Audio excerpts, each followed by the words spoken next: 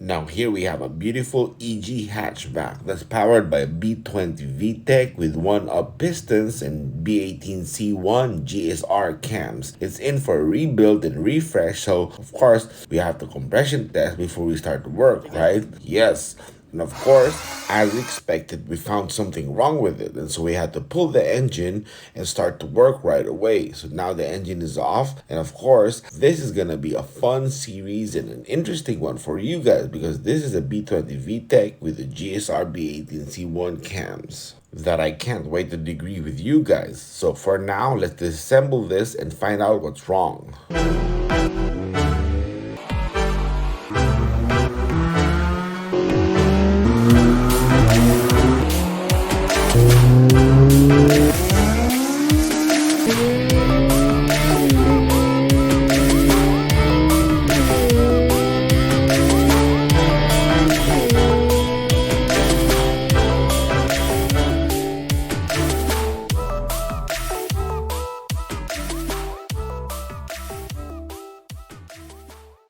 Okay, as mentioned, the setup is a 1-up pistons B20 VTec on stock B18c1 GSR cams. Back in 2018, the owner had us port the head, so I know this cylinder head is really good. And by now, he contacted us and said that it needs a refresh or a rebuild because he was experiencing a bit of loss of power. So, hey, we took it in and now we're checking it. Of course, we would check the compression test as usual, but let's hope the owner opts to dyno this after, so we're gonna try to push more power on this rebuild. For now, let's compression test.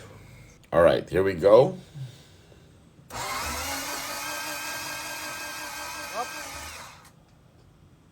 Oh, what the hell? Okay, now the second one.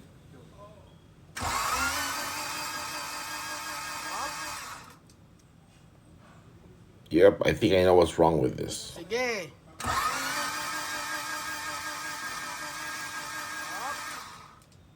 Yep, that's crazy.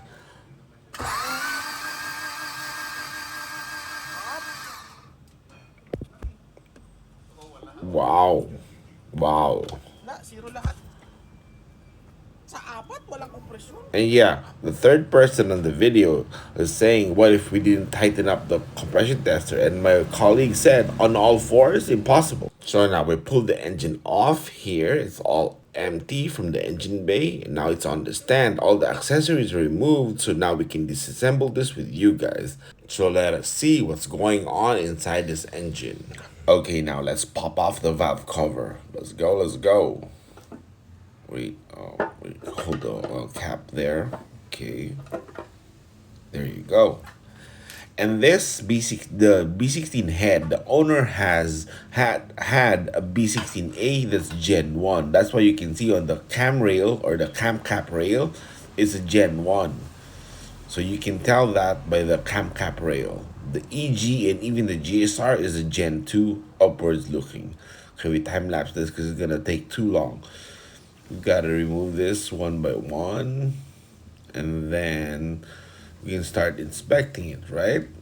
Okay, now we carefully remove the cam cap rail. Be careful with the bolts because you don't want to lose them, so you put them aside. Yep. And how the story here of this engine is the owner had a B16A that's Gen 1, and when he decided to have us port his head, he also decided to why not go with a B20 block, right? And 1-up pistons. So we actually did this all in 2018. And as you can remember on the episode 1 of the previous series, you can click here for that, or it'll be in the description below. We talked about the initial startup and making sure it's clean and all that, and also changing the oil before eventually driving it off so it doesn't leave a mark on the bearing. We'll check later on that on this one. And you can see here, okay, it doesn't really have show any signs of, weird signs of bent valves or anything. So wait, that one is low.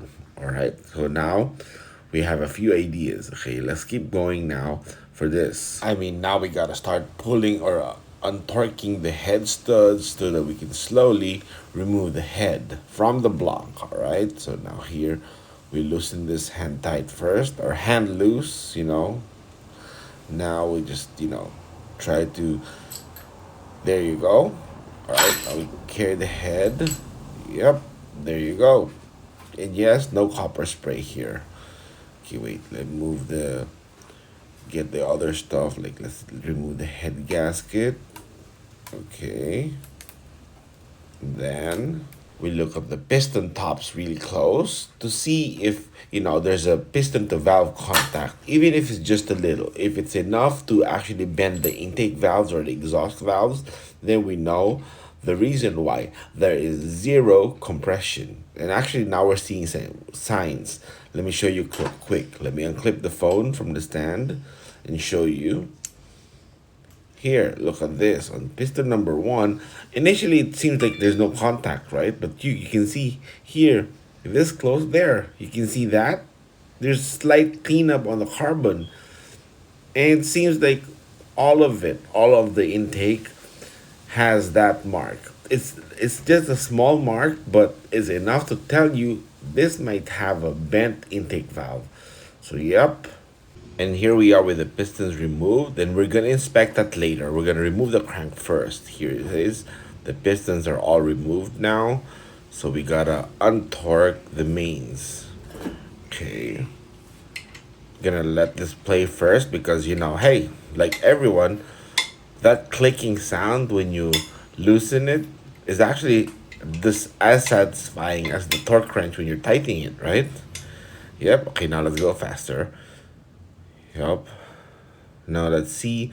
Hopefully the main bearings are good because we're still gonna replace it. But of course we want to see how it has been for the last 5 years. Okay, now we remove this. We just make sure you don't lose the bolts or misplace it because it's a pain just to look for all the bolts when they're missing, right? Now we time lapse to get off the rest, the main caps. All right, there you go. Okay, now let's look close at the main journals. The mains look pretty clean and pretty good. So props to the owner for maintaining good oil condition, like changing oil frequently and all that. So that's pretty good. All right, let's get the phone back to the holder. All right, now we remove the crank there. Okay, just put it right side up here on the side to not drop it and don't hit it.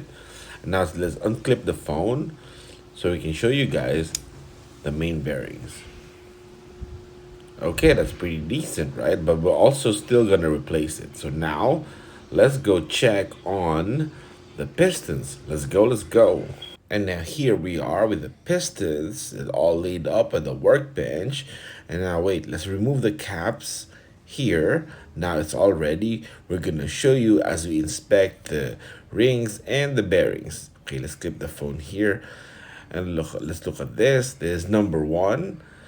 See, the rings are quite decent for 5 years, and as you can see, it's kind of rich in tune. But you can see this is number 1. We marked this here so that we can mark on the rods there, so when we clean up the domes we don't get confused, because if you mark the piston on the top and then clean it up and it's gone. Here you can see their bearings and the rod cap bearings. Look, 5 years of use and it's still good, right? That is why even Jay Meager of Real Street preaches on cleaning the engine parts and the block and even the head before final assembly, because look, on startup it does no damage because of debris. And of course, once fully warmed up, we stop the engine and drain the oil while it's warm so that all the debris within the oil don't get to settle on the oil pan. Let's look at the final rod, the number 4. Yep, that's pretty consistent wear, right? When you look at it, another 5 years is okay, but hey, we're gonna go for new bearings this time again. Let's go. On to the cylinder head now. Okay, now here we are with the cylinder head. As you can see, that's the intake gasket that we made even years ago. It's still good. Now you can see here we re-drilled the dowels, and you can check on the conversion for the Vtec on the link above, but we'll have it in the description below. This is our conversion of the Vtec, or B20vtec or LS Vtec. And you can see The head ports are pretty decent. This is what I did. This is my port work. But you can see there are unusual carbon buildup. So this is leading to a potential valve leak or valve bend or bent valves. So we're gonna check with the liquid and see if there's leaking before we disassemble and all that. All right, now with the trusty syringe. So we're gonna check. We don't have to check the CC, but we're just trying to transfer liquid from the cup, from the banh mi Thai sandwich cup. That's our snacks sometimes. We're gonna pour this onto, let's start with the cylinder number 3 or the port number 3, because that's one is the ugliest. Well, the one that has the most carbon. Let's look at it if it's leaking. All right. Oh yeah, look, you can see it started dripping instantly or almost instantly. So yep, that's dripping with flow. Just kidding, guys. All right, so now let's check the other one. Let's go closer first. Look at that. Yep. No wonder there's no compression, because it's leaking that much. All right, let's clip this again, the phone. Okay, now let's try on the number 2 now. Let's check. Or wait. Sorry, yeah, number 2. Sorry, got me confused. Okay, number 2. Let's check. So, some people just call this leak test or whatnot. Well, it is actually leak test, but, we're just checking this so that we know the damage before we actually start replacing the stuff that needs to be replaced. Like this one, we're going to replace the valves. So, there's no way we're going to fix this valve because it's already bent. So, we'll just go with a better one during assembly next time when they're done with this engine. All right. Look at that. 3 and 2 is dripping really fast. Number 1 is not quite dripping, but it's, it's starting to get moist around it. Okay, let's go with number 4 now. Let's see. Oh yeah, look. You saw that? It started dripping almost instantly. Yep. So the valve leak or the sealing here is like virtually none. No wonder there's no compression when we compression tested all 4, right? But the good thing here is now at least we know the culprit. So now we can start improving this and fixing it, or fixing it then improving it to get even better performance. You can see it's getting moist around the valves on number 1. So yeah, that's still doubtful, right? Yep, and we do this to the exhaust too, and then that gives us a better answer to all the damage that needs to be replaced. And now let me talk about this. This head is a Gen 1 B16A. You can see here it's 91, so that's 1991, and then the month and the day, or it could be the day and the month, so I'm not sure. But this is the 10th batch, so that's PR32. So if this is a 2000 model or 96 upwards, there's a 3 boxes there. And some people say, oh, with that box, it says it's Type R. But it's not. It's actually for 96 upwards core that's made by Honda that has that box. So, which is also the same year as the Type R, but not all Type Rs. So this is the interesting part for me when I'm disassembling certain engines. This tells us a lot of things on how it was used or the history of it. And of course, eventually now we're going to start upgrading stuff, and hopefully the owner decides to dyno this because we're going to try to push for even more power. And like this, we're going to remove this plug to actually give this a breather system for the whole setup to function efficiently.